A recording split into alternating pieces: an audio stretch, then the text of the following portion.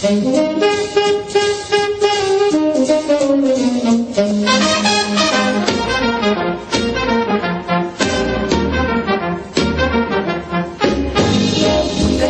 listeners.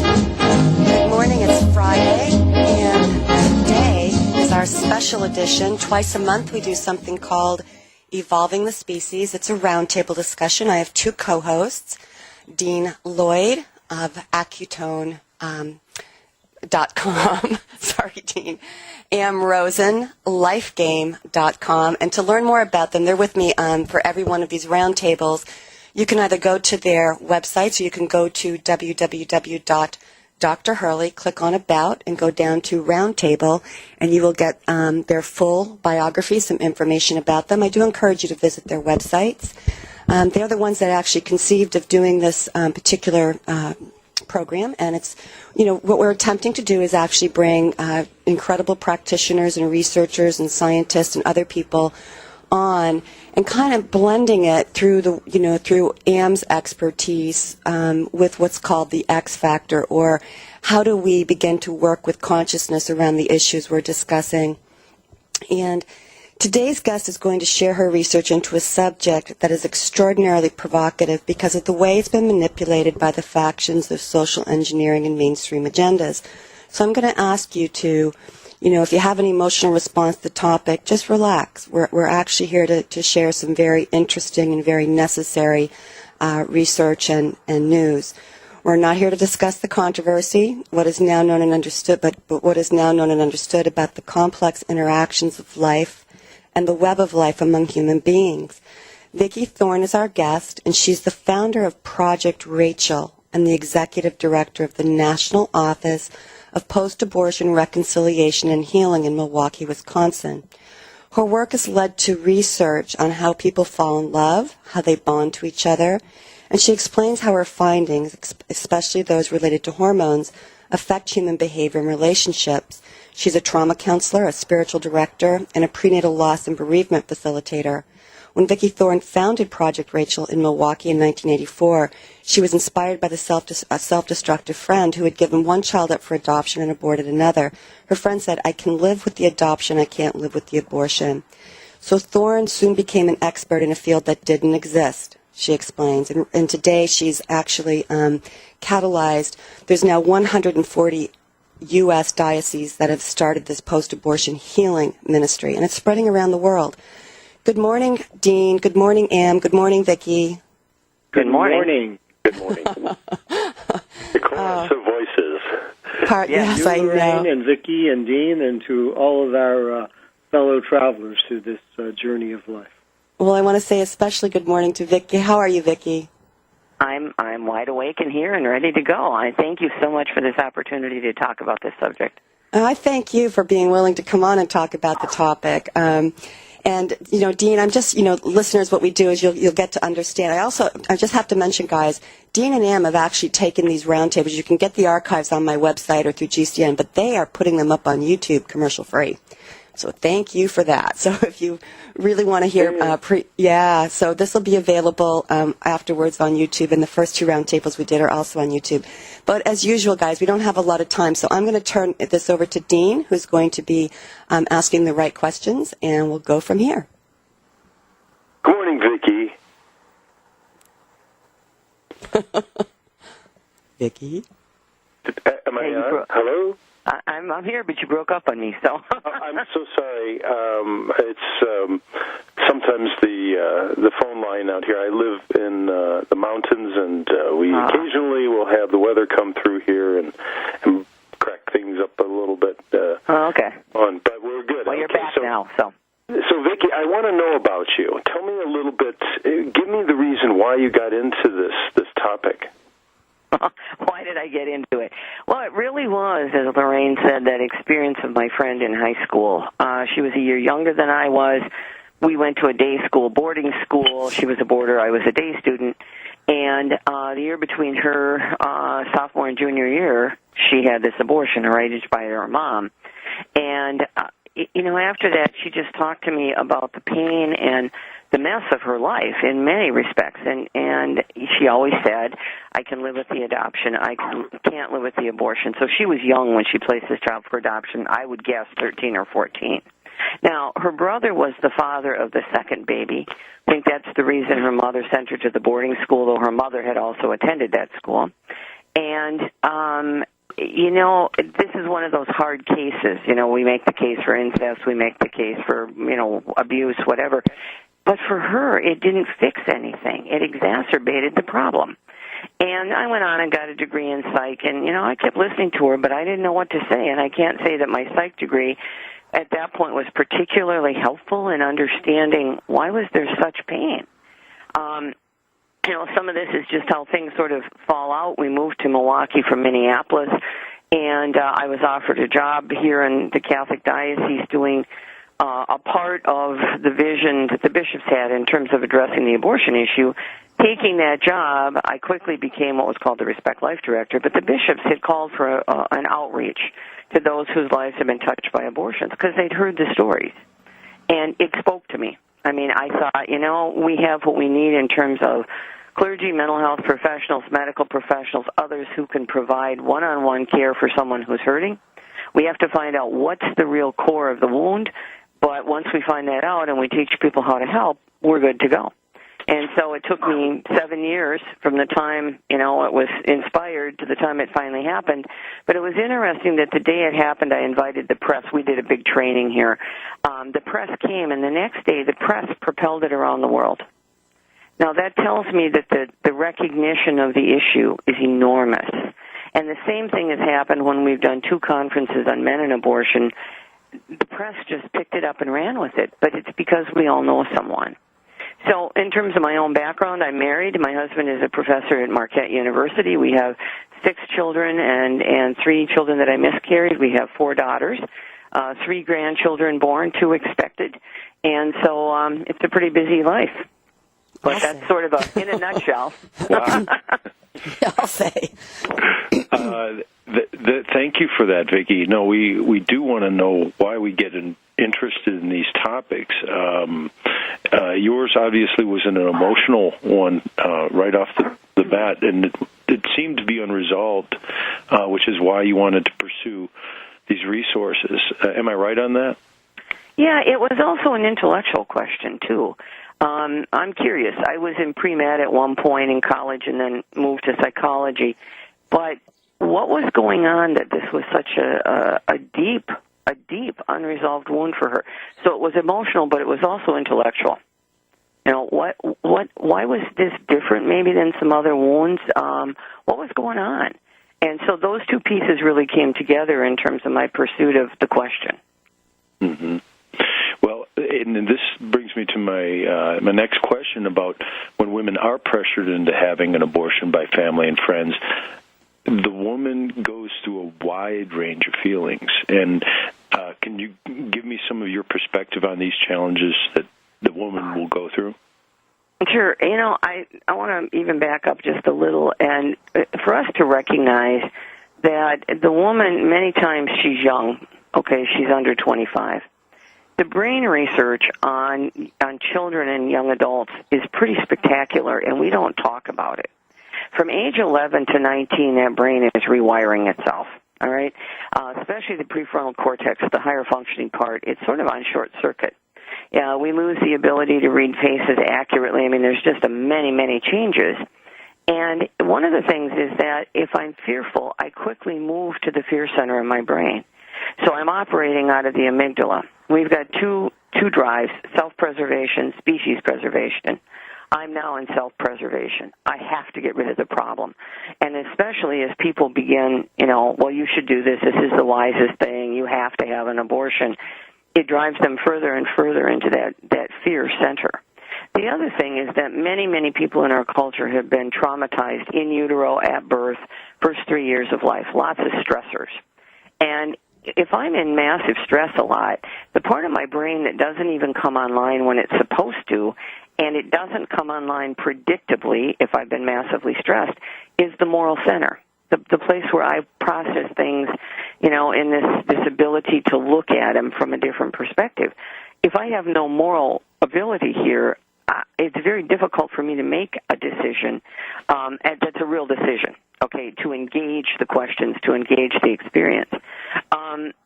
We also live in a society where pregnancy is a pathology, children are a problem or a possession.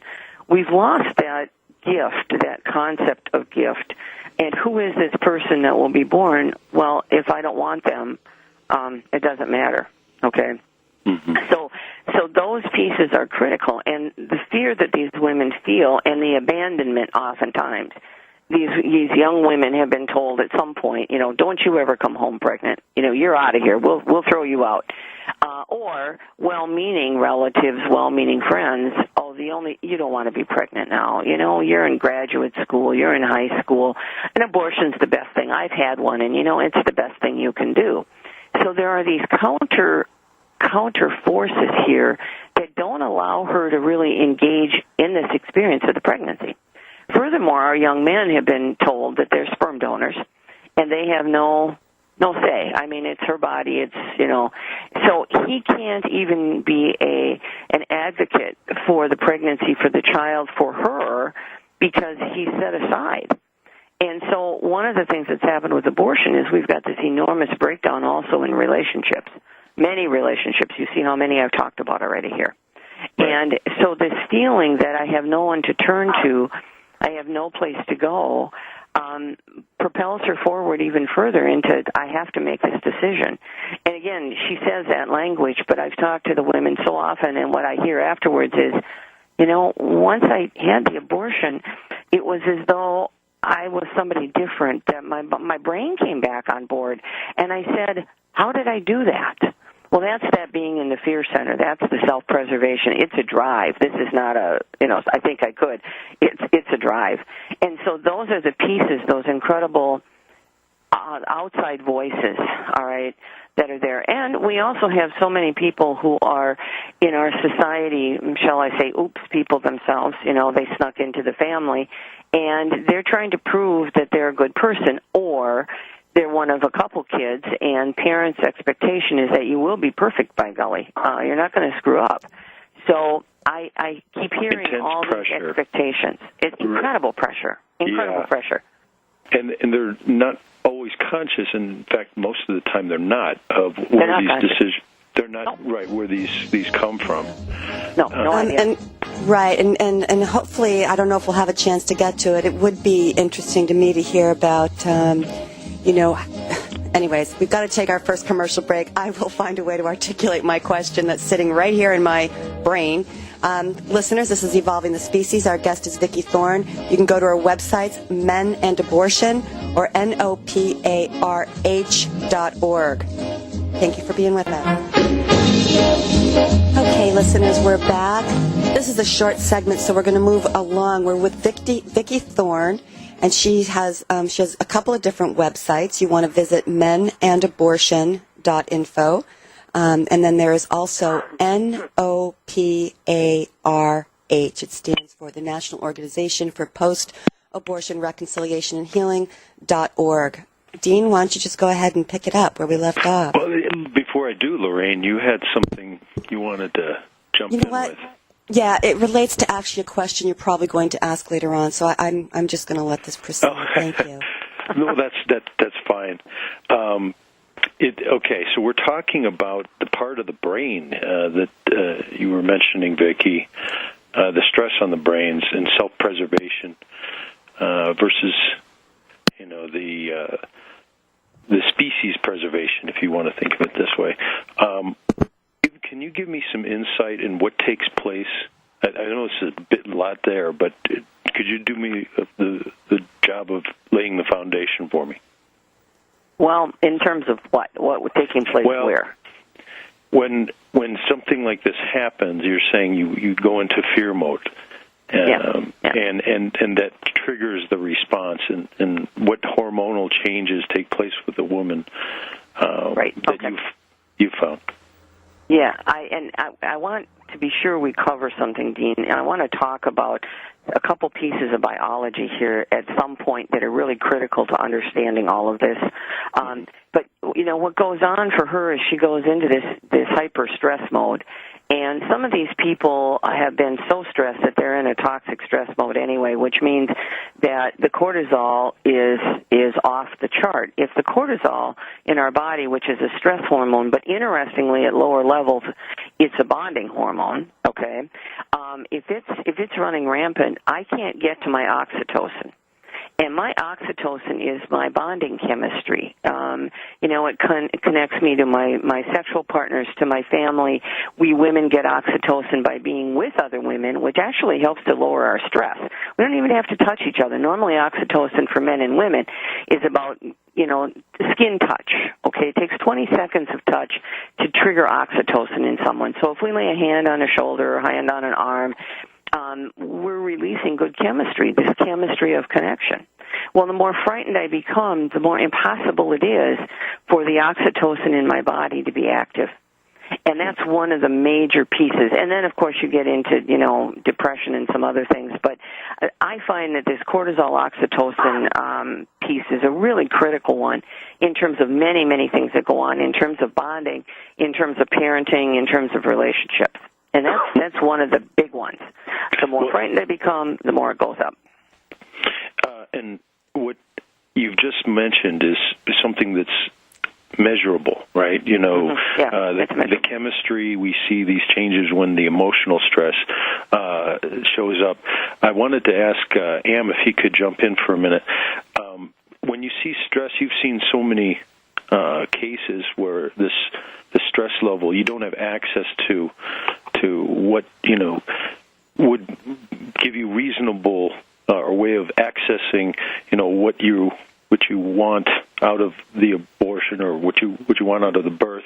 Can you give me some insight into what takes place when the woman goes through this kind of situation? Well, go ahead, Am. I'm waiting. Yeah, I wanted to hear from Am on that. Yeah, no, I know. Okay. Am? What you do to the body affects the feelings, which are mostly subconscious patterns for people. What you do to the feelings affects the body, and you can get locked into a recycling loop. Ready or not, children grow up to where they're at least physically, biologically capable of reproduction. It does not mean they're emotionally, mentally, or spiritually prepared for the same. We talk about the show as evolving the species. In other words, what level of consciousness is predominant, is organizing, and is operating? As I said, for most people, it's the subconscious factor. Now, when a woman becomes pregnant, her body suddenly is flooded with hormones that prepare her to receive. They change her disposition. If she miscarries, then the body recognizes its inability and it will start to withdraw, shut down, and try to regenerate. But if you're in full physical bloom and you suddenly terminate, you interrupt that process, then the body is stuttering. It doesn't recognize it on a purely physical level. You have to have a sense of directing the body, which, depending upon the age and the development, the psychological and development of the woman involved, that's questionable. Now, when you have fear, you have a person who had sex, and everybody is somewhat educated. They know that you can get pregnant. But right. And we have to, we're going to break, and I don't want listeners to miss what you're saying, okay? So I'm sorry, it's a short segment. Listeners, we're here discussing the topic of the biochemistry, the biology, the bonding, not only, related to abortion, but what happens to men and women throughout this process. Work's a bit unique in that Vicki has researched extensively men and abortion, not just women. All right, listeners, we are back. This is Uncommon Awareness's twice a month roundtable called Evolving the Species. And before we put Ann back on, because Ann was interrupted by the commercial break, and Vicki, you don't have to answer this now. I was reading your articles, and there was a term, I believe it was chimerism. Is that correct?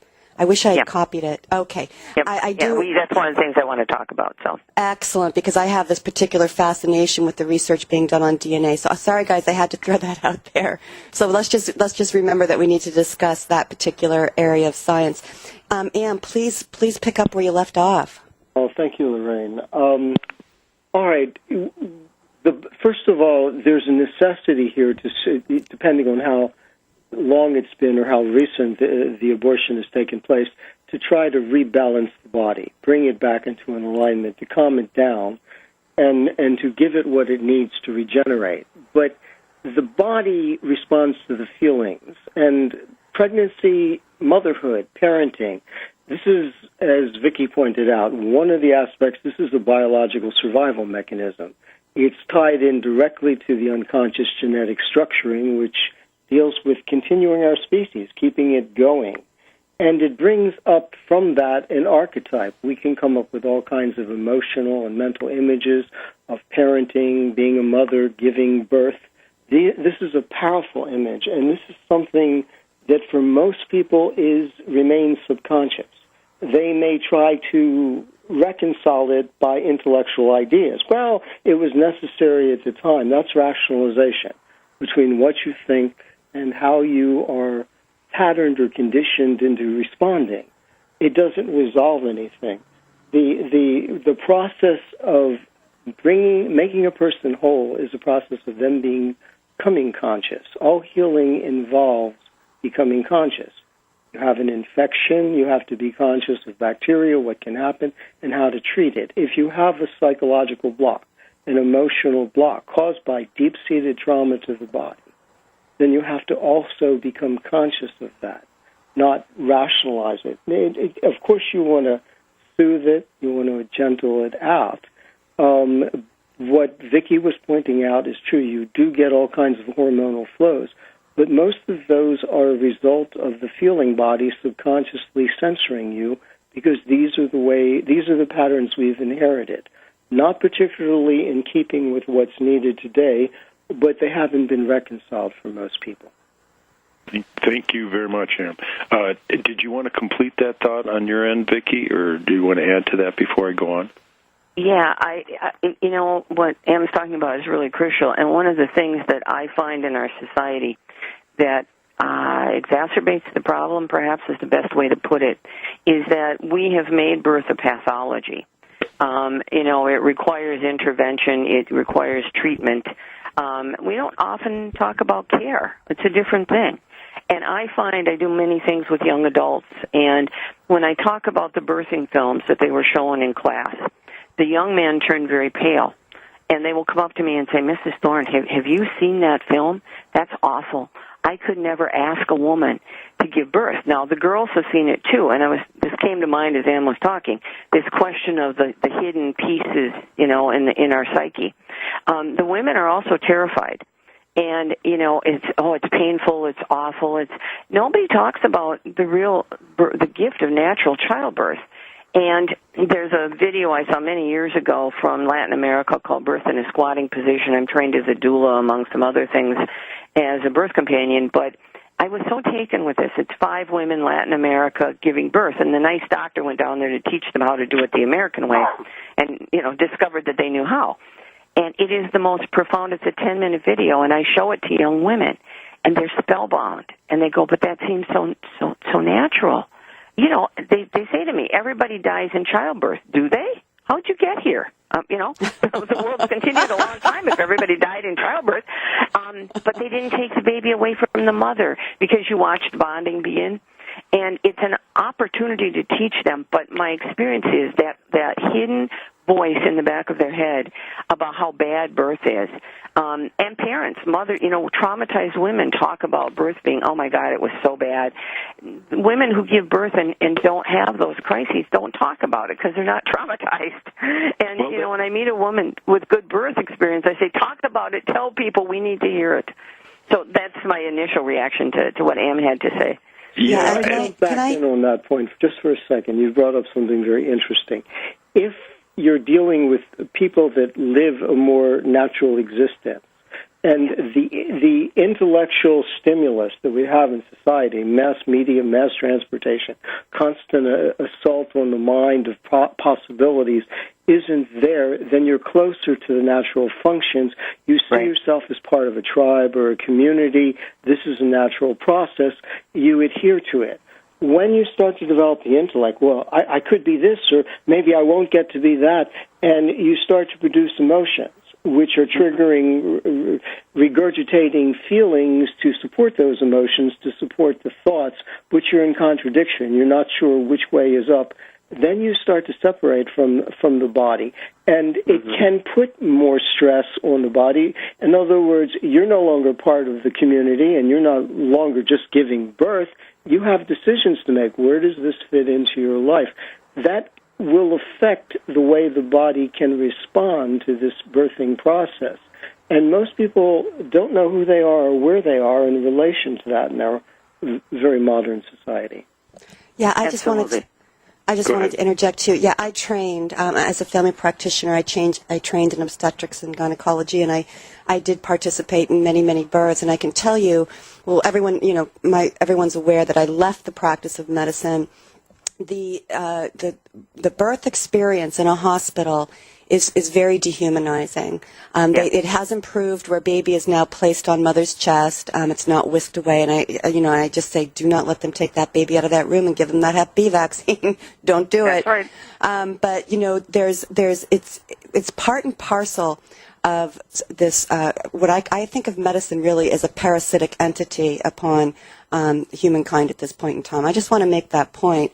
I'm just going to give you one experience of a young girl that was giving birth. This was in, an inner city hospital. We were part of Boston City Hospital at the time training. She was terrified, and I wanted to stay in her room to hold her hand to help her through it because I wasn't sure what was going to happen to her, right? And the solution proposed by the hospital was just, basically, let's put her under and give her a C-section, that we don't know how to deal with this trauma. And I was actually told by my attending physician that my behavior was inappropriate. I was just basically wanted to sidle up to her and be her mom. I had never seen anyone so frightened. And, so the entire hospital experience is very dehumanizing. It does not recognize very, very intuitively, naturally, foundational, emotional experiences. Even one, like you say, one woman to another. I just wanted to bring that up. I wanted to give a little personal experience about the hospital setting. Thank you. Lorraine, go ahead. Critical stuff. And it's critical stuff. We women need women with us in birth. That's the concept of the doula. In other cultures, primitive cultures, if you want to call them that, but those are cultures that worked as communities, women were surrounded by women during birth. It gave them oxytocin, which enhanced the birth, calmed them down. Little girls, not little girls, but young girls saw that birth worked, and you got to be part of more and more as you matured. By the time you gave birth, you knew it worked. That's different than our society where birth is hidden. You're in the hospital. Again, we get the sort of treatment you're talking about, Lorraine, this sort of dehumanizing, instead of being present to her, holding her hand, calming her down, we'll just do a C-section. We'll just take care of this. That birth is intervention rather than process it happens all the time in our contemporary culture. Right, it's been co-opted. It's been co-opted from women and families, and I'm so delighted to see that that doulas and midwives and all these other live home births, water births, all these other things are taking place today. Yeah. Then Vicki, if you could, what do you make of those people that don't that go through, who've had this experience of an abortion and yet seem to have been moved without displaying any of these negative symptoms? Do you see that? Yeah, I do see that. And, my observation is this from 30 years of doing this work. People who provide abortions will acknowledge that 1 to 10% of women will have severe psychiatric aftermath. Now, that's a diagnosis and treatment. I think that there's another 1 to 10% on the other end who would say they're fine. They're oftentimes in denial. These are people who have enormous emotional wounds. This abortion worked for them, and they can keep this together. But I will also say to you that I've seen women first deal with this when they're old, when they're dying. There is the chemistry of what's going on here, and I think as we do the next segment, I'd like to talk about the chemistry of the cells in the mother and the men, how they're changed. But this whole experience of keeping it under wraps, because if I confront it, it opens all those other wounds that Ann was talking about. I've got many, many wounds. I may be spiritually aborted myself. So I have to keep it together in order to keep myself in a position where I think I'm still organized, I'm still functioning. And this question, I believe any woman who's ever had an abortion at some point in her life has to confront her biological parenting history. It's part of who we are as women. It's part of how we process things. And when we do that, this is one of the issues that will come up. I could throw in something, and it would probably need further explanation. I developed decades ago something I call the process. It's a multi-tiered way of freeing up the psyche. But the first 3 steps are deconditioning, to break the grip of the subconscious, bring your feelings, make them adaptive under your conscious control instead of turned against you by the way they were originally set. The first session I developed deals with the relation to the mother, the sleep state, the dream state. It deals with the prenatal experience when you're in the womb and after you've been born. Because most people I have found from decades of working with women, well, working with everybody, men have this too, I could get into that, the birthing process was never completed. Even if it wasn't a hardship, there's something missing in the relationship. The body is registering feelings. Most people don't realize it. I've had people tell me, no, my mother was wonderful, I loved her, we were so close. But that's how they think about it, and that's beautiful. But when it comes to how they actually feel, that's not the case at all. And it's deeply layered in the body. It can, by the way, be easily reconciled permanently. But this is something that most people, just about everybody, is carrying around with them right. Oh, boy, there we go again. This is moving along very, very quickly, isn't it? Well, everyone's forewarned, yeah. No, we're taking our last break for the first hour segment. The next segment will be short, and then we have to take that top of the hour break. Listeners, this is Evolving the Species with my co-host Dean Lloyd, Am Rosen, and our guest Vicki Thorne. We'll be back in just a few moments. Thanks for being with us. Okay, we're back. We're back, and we're just going to move right along. This is Evolving the Species, and we left off with Dean. Who did we leave off with? No, Am was completing the thought. Okay. Please, Am, could you come back to this? Well, yes, but what I was saying is that, you know, parenting, motherhood, these are things that we all had to go through it at some point. And what I've found is that most people, that's an unresolved issue. Even if their parents later on, they have wonderful relations with them. Most people feel, even if they don't think that way, that something is missing, something unresolved.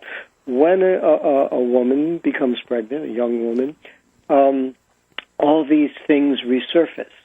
She's actually cueing into her own experiences, not what she's consciously aware of. This is not a conscious process. For most people, this remains subconscious, which means you have responses to these things, but you don't understand how they got there or what's going on. But these responses control you. So you get locked into a battle inside between how you think things should be, and the validity of your thoughts is always questionable. Are they really appropriate, adequate, and effective to what your needs are? And how you irrationally feel about things, how you've learned to respond. And you get into a self-censoring mechanism. If you are looking to see yourself as a good person, but and this thing of giving birth is very powerful. It's part of the life experience, but it didn't suit you. It didn't fit into what you're doing. And even if it was, God forbid, but maybe you were raped. Maybe somebody did something horrible to you. Maybe this really could be something that could harm you. Even if you can see the validity of it on a mental level, it doesn't mean that you feel that way. The body is online, and when it's out, most people do not know how to reconcile it. I can tell you it can be easily and completely reconciled, but most people aren't doing that yet. Yeah, and we offer solutions on this show and find, a common even with practitioners and doctors that are not prepared to take on these emotional traumas too, that the women and men go through this experience. And leading into that, forgiveness to lead into healing, I was going to bring Vicki in on this. Are your classes on that piece of forgiveness in this healing process? Yeah, really, and I wouldn't call them classes because I do seminars mostly with professionals. But it's about, the process is about forgiveness. It's about forgiving others. It is about reconciliation, which includes forgiveness, and reconciling with your child, with your deity, with God, and with yourself. And forgiveness is part of all of those, three of them rebuilding relationships. The first stage of forgiveness and forgiving others, the relationships may be too toxic to really be able to reconcile them. But this ability to name my pain, to take it out, to surrender it, okay, and now to make a conscious decision to hope good for that person really helps to set people free. And it's very much part of this, you know. And as Ann was talking, the wounds that we incur in utero, you know, how we were conceived. Were we conceived in love? Were we conceived in rape? Were we conceived in, oh, well, you know, we're just going to have sex kind of thing. That makes a difference because we carry those remembrances in our body. What happened when my parents discovered I was there? Were they delighted? Were they shocked? Were they appalled? We carry that because the chemistry changes.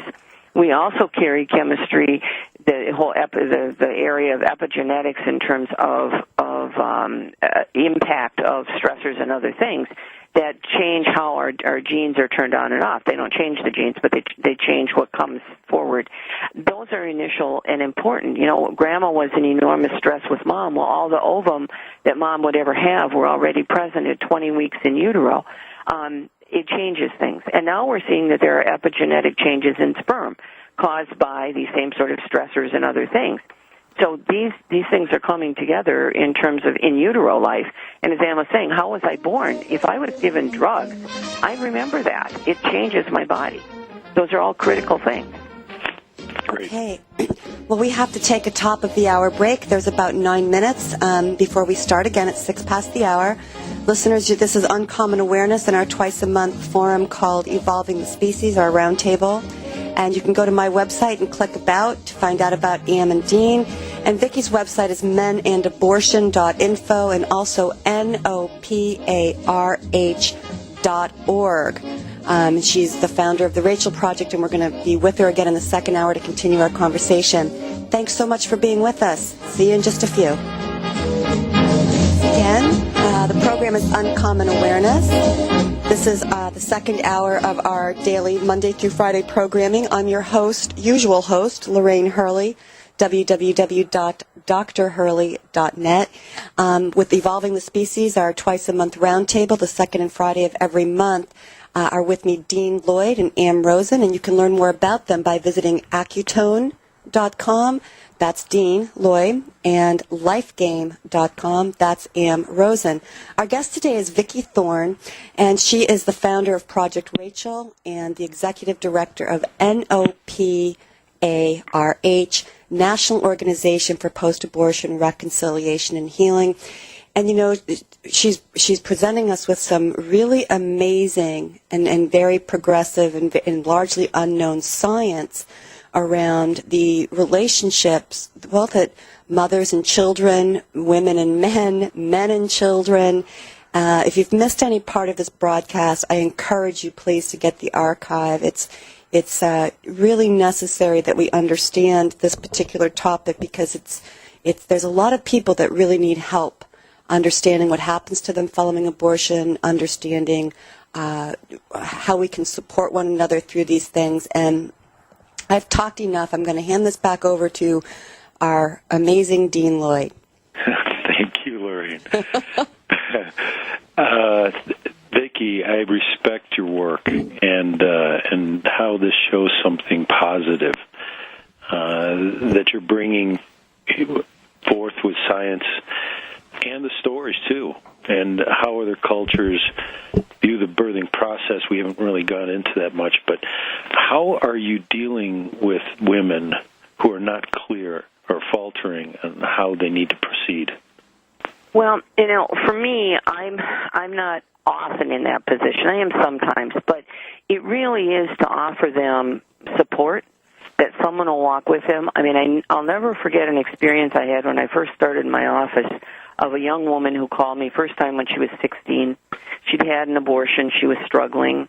I became a mentor by phone, and she spoke to me a lot. And she got pregnant again later, not married, carried her son to term, didn't tell anyone that she was pregnant until an aunt discovered it at a wedding, looked at her and said, "Are you pregnant?"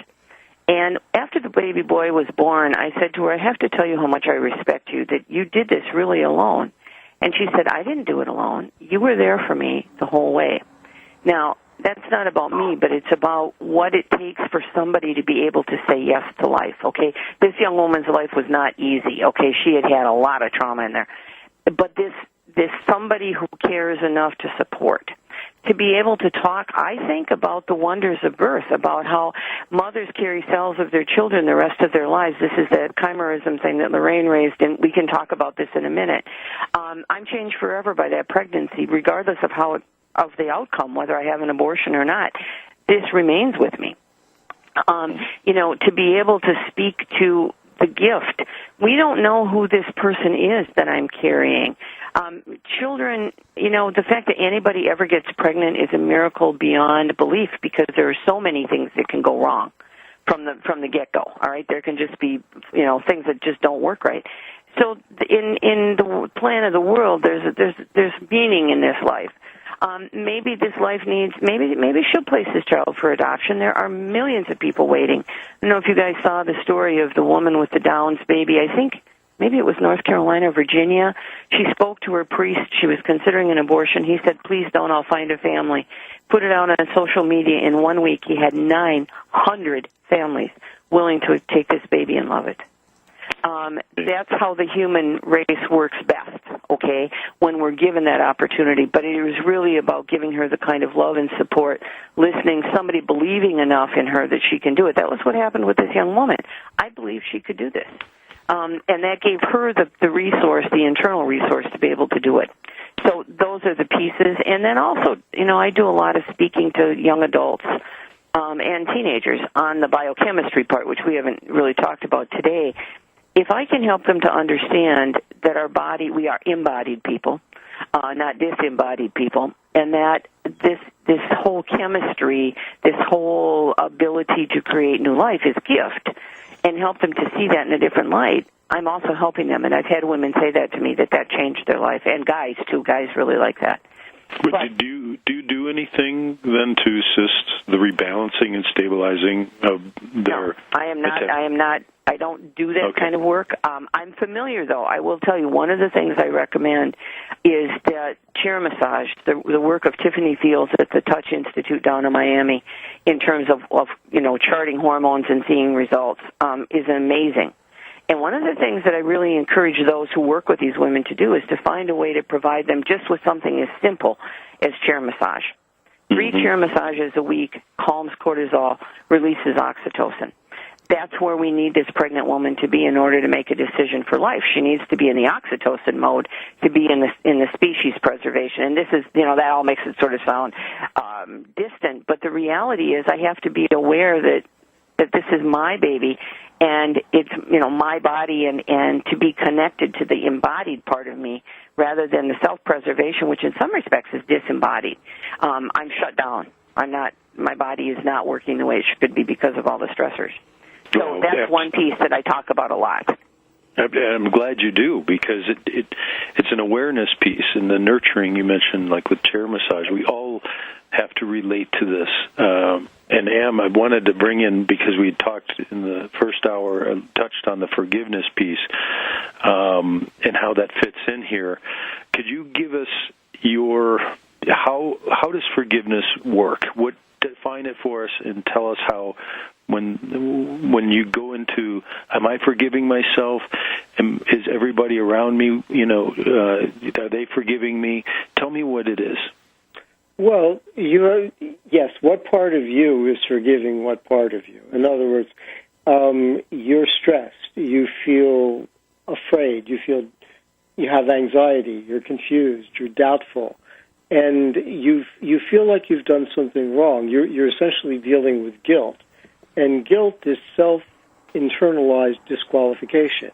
You've internalized, accepted a limit on what you have the right to think.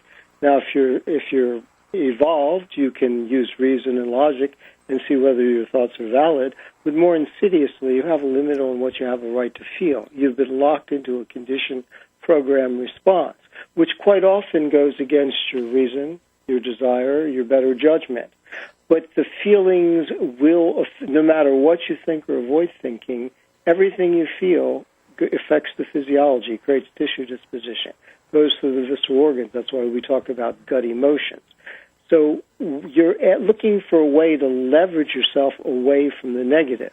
The problem is you're either going to avoid something, you're going to try and compensate and settle, well, okay, this is okay. I like to call forgiveness reowning the circuitry.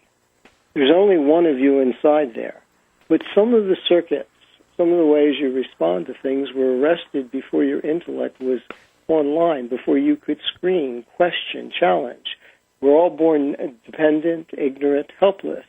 If someone doesn't pick you up, feed you, take care of you, you die. And we don't have any way of screening. When you're 1 or 2, you don't say, hey, Mom, Dad, all this stuff, it's interesting. Can you give me some second opinion, some scientific proof?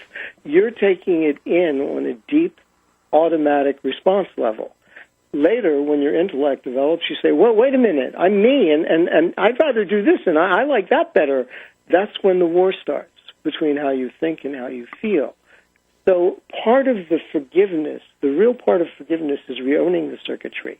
It's getting access to where those responses were locked in, from the deepest recesses all the way up to the present, and making them malleable. If there's something good there, you want to keep it. You may need to refurbish it. You may need to discard it.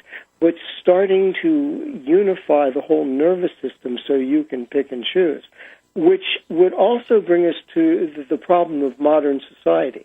It's a problem of individualizing. Now, men and women for a long time were locked into battling modes.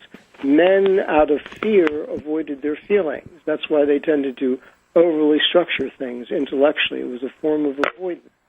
Women were more adroit with their feelings, more open to them, more used to them, their responses, but that doesn't mean they understood them. The answer is not the man or the woman. In terms of creating a safe place to explore whatever the biogender equipment and the psychological repercussions of that happens to be, the answer is the individual. 2 plus 2 equals 4. That is not gender specific. But it's only recently, with our technological development, that long overdue that women have finally started to come into their own in terms of education and access. But we're all carrying a lot of patterns that come from the tribal orientation of our earliest days. And the nervous system is sophisticating. We should, a man and a woman should be able to enjoy and indulge in the birthing process, but as Vicki pointed out, there's the self-preservation. We want to go from self-preservation to self-fulfillment, self-actualization, and there's a big difference in all considerations of health, physical, emotional, mental, or social. You have 2 approaches. The one most people are fixated on is we've got a problem, let's get away from it. Absolutely. Comfort, trying to find some way to ameliorate, regain balance, if you were in balance. But the other aspect, which is much more interesting and much more in keeping with what we need right now, is how can we enhance? How can we upgrade? How much vitality, mental clarity, stamina can we bring in? How much access, control, not avoidance, not escape, not denial, but being able to access all of the circuitry at will, mix and match it to your heart's content, or leave it there and be aware that it's there for you to use when you want to. This is something new that would allow parents, they would influence children. Children pick up on the cueing signals of their parents, and this has been passed on generation to generation. But with what's accessible to us now, it's outmoded, and it's actually becoming detrimental. Excellent. And I wanted to bring Lorraine in here for a minute because it's about resources of getting access. And I wanted to ask you, Lorraine, if you can relate to being frustrated in how our society and medical institutions that didn't prepare us or you for the pre- and post-abortion and giving birth, too. And what are you realizing now about how this ties into the relationship with our mother? And can you answer that when you come back? Yeah, you might have to review it. That's a very long question. I'm happy to answer that. We have to take our first break of the second hour. Listeners, this is called Evolving the Species. We're talking about post-abortion healing, but also relationship between men and women, men and children, the birthing process, so much. And I only regret that we're not going to get through everything I'm interested in talking about. We'll see you in just a few moments. Okay, listeners, we're back. The ball's in my court.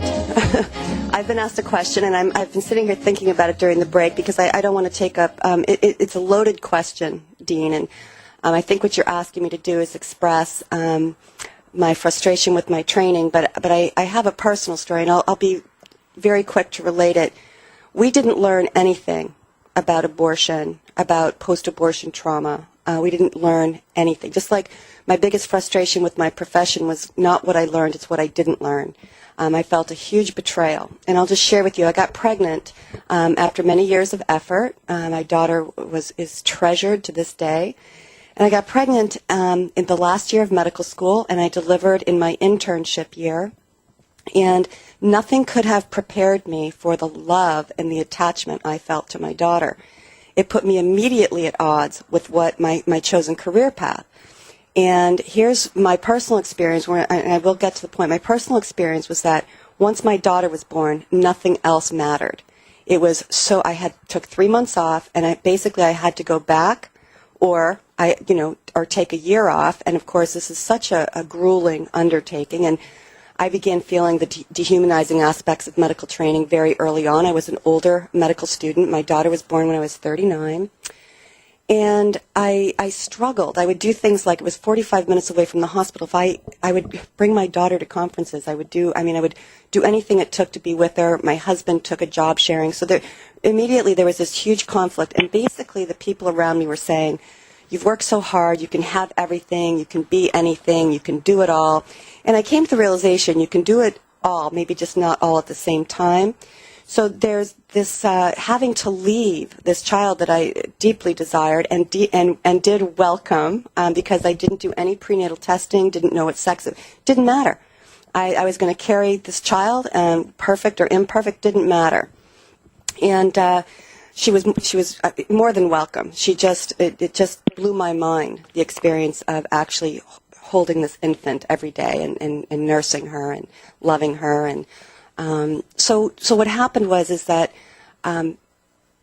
my profession, both professionally and personally, was such a conflict with the entire experience of motherhood. I learned very quickly that as a professional being in training, they own you. They own you, and they can make your life miserable if you don't toe the line, if you don't keep yourself in competition. And the whole medical school in general, whether we're talking about birth or we're talking about treatment or we're talking about the ICU, it doesn't matter, has been degraded into a very mechanistic, and as I said before, it's a very dehumanizing process. Physicians today are largely, and I have great respect, Dean, for a number of practitioners. I'm not saying everybody. I'm saying the system really creates technocrats, people that are not encouraged to think critically or outside the box. So my frustration early on, as I mentioned in medical school, this young woman that I told you about earlier, was actually very early in my training. And I was basically, indoctrinated right then and there that day. We don't get personally involved with our patients. We don't hold their hands. We don't put our arms around them. We don't do anything to suggest, that we actually feel their pain. Yeah. So there was conflicts early on, and I wouldn't be where I am today. In other words, I'm one of those people, Vicki, that we talked a little bit about social engineering. I was so conflicted, so emotionally traumatized, so I had so little access to my own feelings, as Anne will say. It was very little access, that I did what was expected of me, and I was a seething cauldron. And when I left medical practice proper only 2 years after finishing residency. I homeschooled my daughter. I don't want to go into too much of the story, but it's only been recently, like work like this is why I so respect your work. It's only been, actually meeting you has helped me to understand, in hindsight, some of what I was going through. Mm-hmm. And I've shared, and I had an abortion at 19 years of age, and I debated whether or not to say that. I just want listeners to know that we're talking about this because I can relate to everything that's being spoken about. And, it's, as Anne would say, guilt it's not a self-serving emotion. What we have to do is simply grow up enough to really begin to accept the truth of our feelings, our realities, and begin to work towards a more sane, a more loving way of dealing with life. And a lot of this is put upon us by the outside. So we just have to kind of stand strong and say, you know what, I don't care what the outside tells me. I don't feel right. I don't believe this. And figure out, how to go about actually becoming whole or integrated again. Dean, did that answer your question? It did, and it was eloquently put. Thank you. I appreciate your allowing us that insight because, Vicki is talking about things that she's experienced and seen how these problems are deep. And when we come back, I'll be talking about symptom-based attitudes and how we can change our perspective and make this a healing situation. Very good. Listeners, we'll be right back in just a few moments. Thank you for being with us.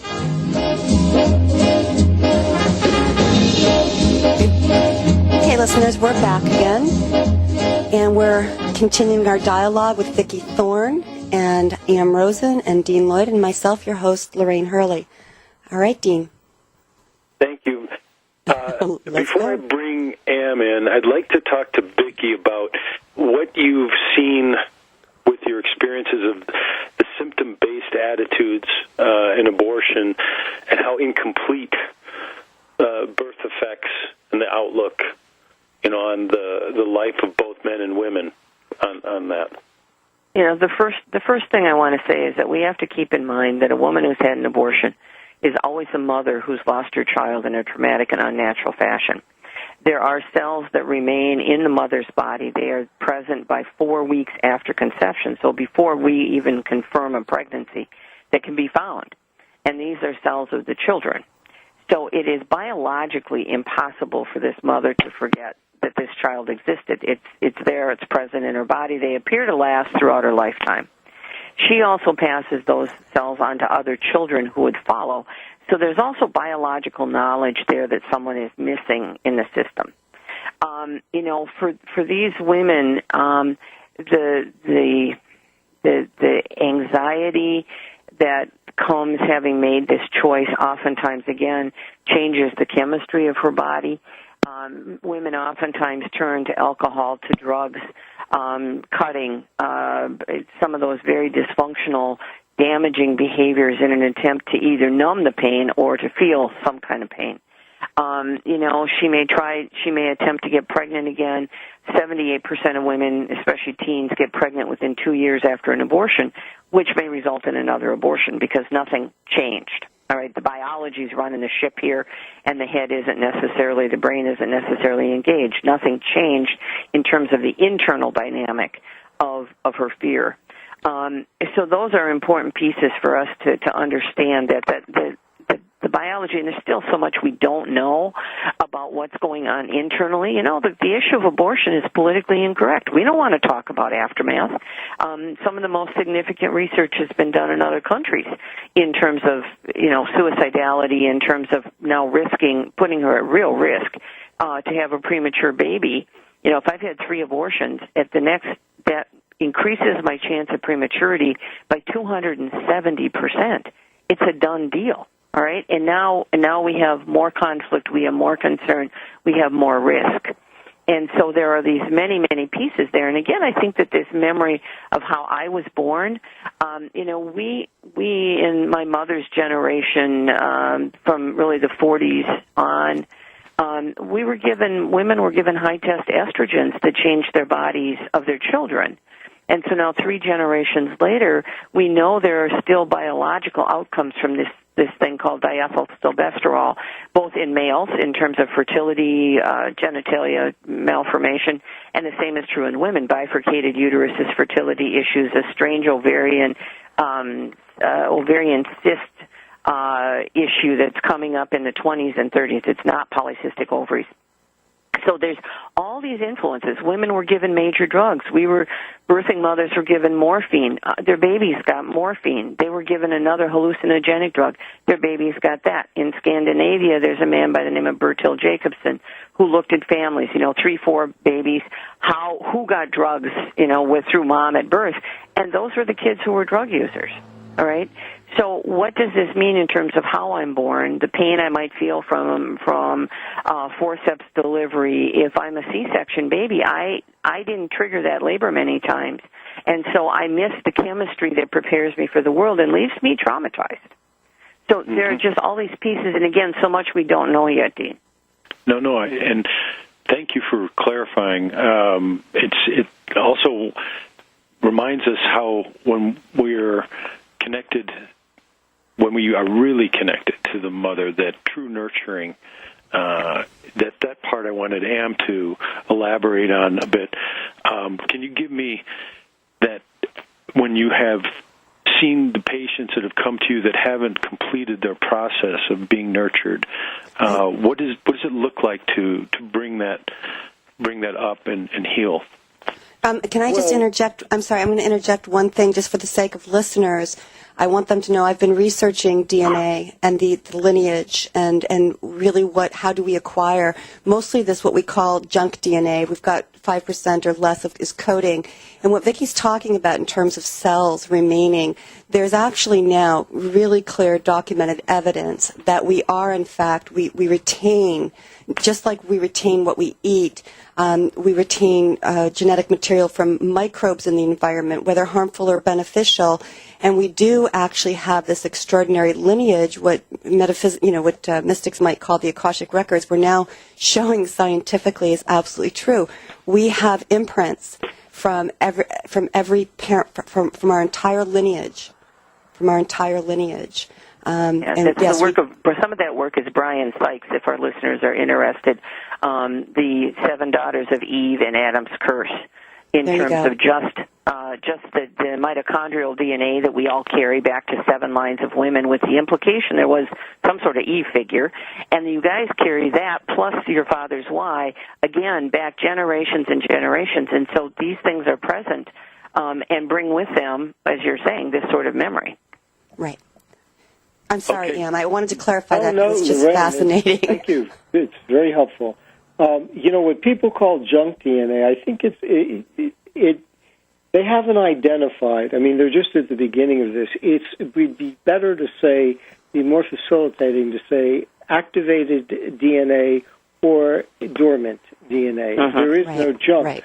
But as the nervous system evolves, in other words, if you are close to the physiology, you are living a primitive or a pastoral existence where you're rotating with the seasons, there's not a lot of technology, then the body responds in a certain way and your consciousness flows with it. When you start to augment and accelerate it through the cultural artifacts we have, through our intellectual development of ideas, it changes the shift on the way the body processes. Emotions focus in through the tissues, and most people keep recycling the same problems. As you go up the ladder, as you clear that out, then the use of the organs and the activation of the DNA comes more fully online. It really depends on how you're using the body. But most people don't have control of it. I mentioned before that I developed the process, and the first step, which deals with the pre- and postnatal experience, the object there is to get you to feel, not just think that you should feel. People think they should feel all kinds of things. But you're reuniting the body, you're reintegrating the feelings with your adult conscious mind to get you to feel that you are loved and deserving, and that you love being born in this world. Now, most people find the world to be a hostile enemy that they have to hold themselves against because that birthing process wasn't completed.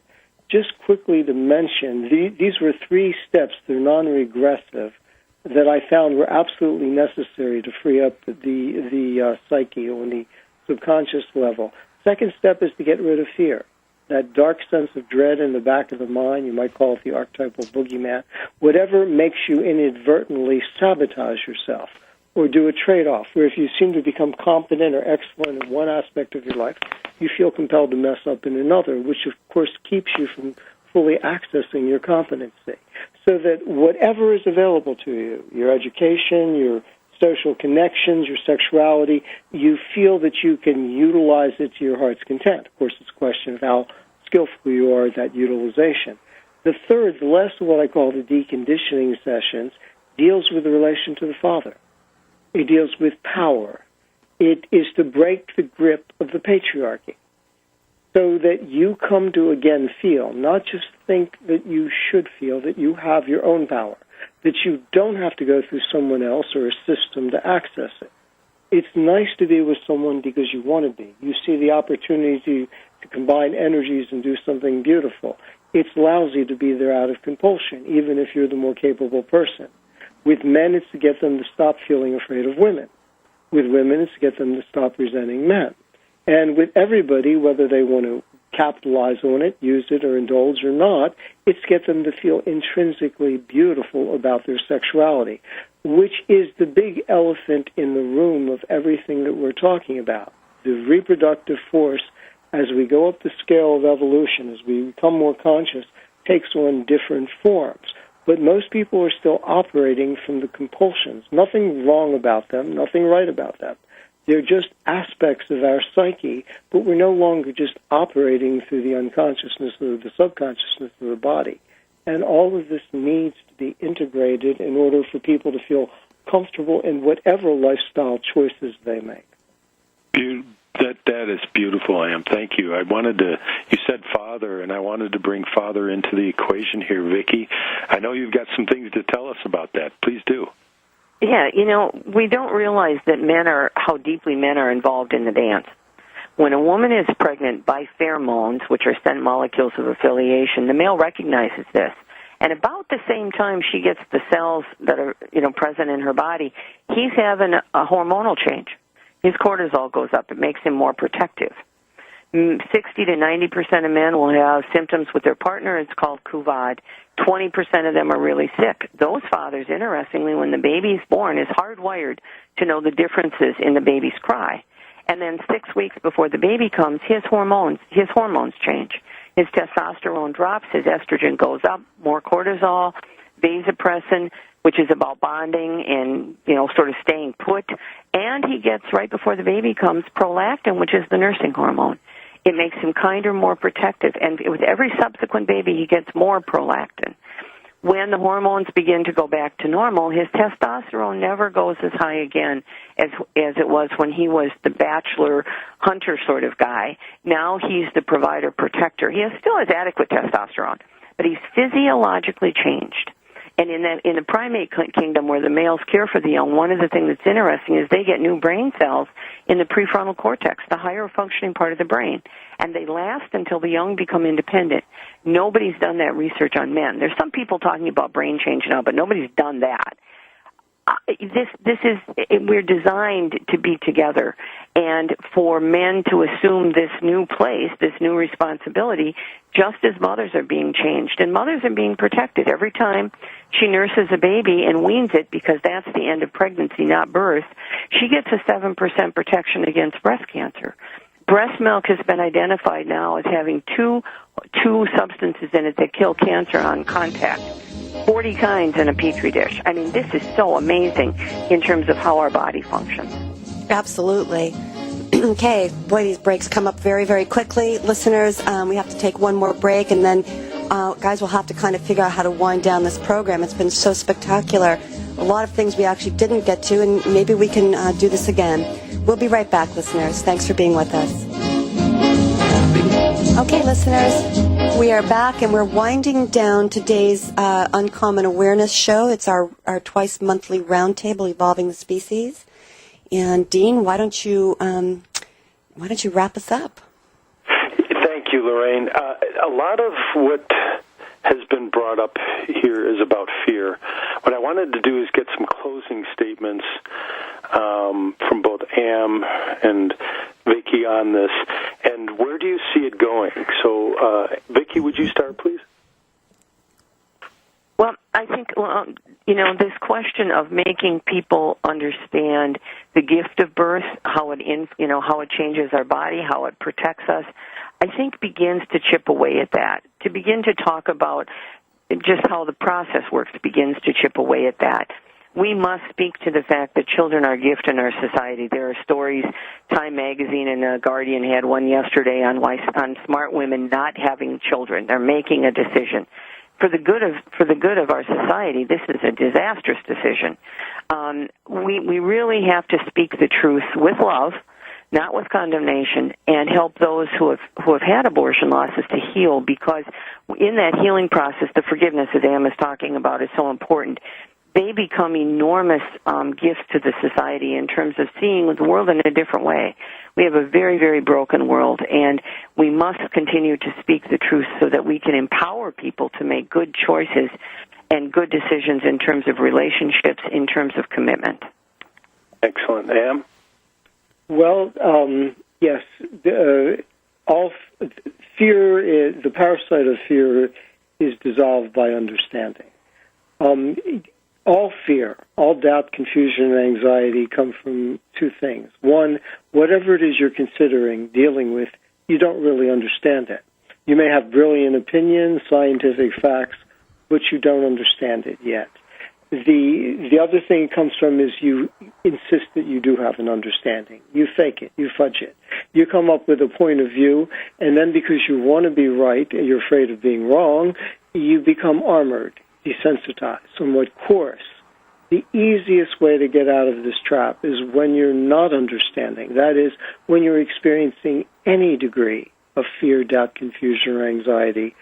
Admit to yourself, there's something here that I don't yet understand. Now, you may have to go with what's available to you, but you'll only get into emotional difficulty when you stop seeing it as a range of motion, a possibility to be explored and experimented with, and you start saying it's right. If what I think or feel isn't an understanding yet, no matter who believes what, then what's missing? What haven't I seen yet? What else do I need to become aware of? You get off that pedestal of self-justification. You start to become open and receptive. And that's the state of mind you have to be in order to see what's going on, to finally get the understanding that will give you the control you want. Beautiful. And Lorraine, did you have anything you wanted to add? No, only that I completely agree. I think that what Vicki said, and both Am, what we're dealing with is a society, an engineered society, the forces of which stand to gain so much from our brokenness, our ignorance, our confusion. And, this isn't, again, it's not about us and them. It's not about blame. It's really pulling together as individuals in our communities and our families to begin to affirm and reaffirm the joy and the beauty of life, the joy and the beauty of life, and the right to life. There's so many perversions have kind of crept into our collective consciousness, and Am does an eloquent job of describing how this happens because we're not. It happens precognitively, essentially. I'm just sorry, Vicki. It'd be nice, like I say, to even have you on. We haven't even talked about pheromones, and we haven't talked about how chemical contraception really affects the man-woman relationship. We've only really touched upon, the consequences of men and abortion, and of course, women having really undergone the abortion. This focus, but I love what you say about actually when we help these women heal. Myself included, many, many others that I know, we do become a contribution to society because we're thinking so much, we're involved, we're alive, we're standing in our truth. It's a beautiful thing. Gentlemen, Am and Dean, thank you so much. Vicki, thank you. Men and My Abortion, pleasure. Thank you. yeah, .info listeners, and just look up Vicki Thorne. She's written some incredible articles. And beautiful job today, helping to get us oriented. Privilege to be able to contribute. Thank you. We'll be back on Monday, listeners, Uncommon Awareness at 8 a.m. Eastern Time. Thank you for being with us today. If you've missed any part of this broadcast, I encourage you to get the archive. Or in a few days, it should be up on YouTube, commercial free. Everyone have a blessed day.